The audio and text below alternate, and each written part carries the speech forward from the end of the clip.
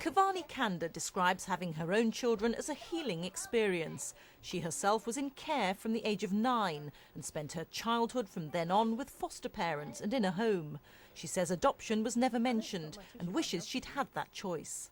I would have liked to have been adopted. I'm not against it at all, but unfortunately it's just an option that wasn't given to me. And looking at things now, it could be due to my age at the time that I first came into the care system, but it would have been nice to have had that option. The government's worried that black children are more likely to stay in care than others. Government figures show that black children take longer to be adopted than white or Asian children, and they're less likely to be adopted. The government now wants to make mixed-race adoption easier, saying a child or parent's race shouldn't cause delays.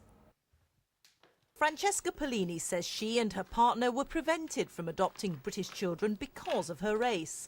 She now has 2 children adopted from Mexico after being turned down by her local council, which had ethnic minority children it wanted to place but wouldn't consider them. And often I walk in the streets and see children from different ethnicity, and I just think it's heartbreaking and it's devastating, because I know that there's at least 2 children at an arm's reach that could have had a loving, stable home for the past 4 years. Mummy? Yeah.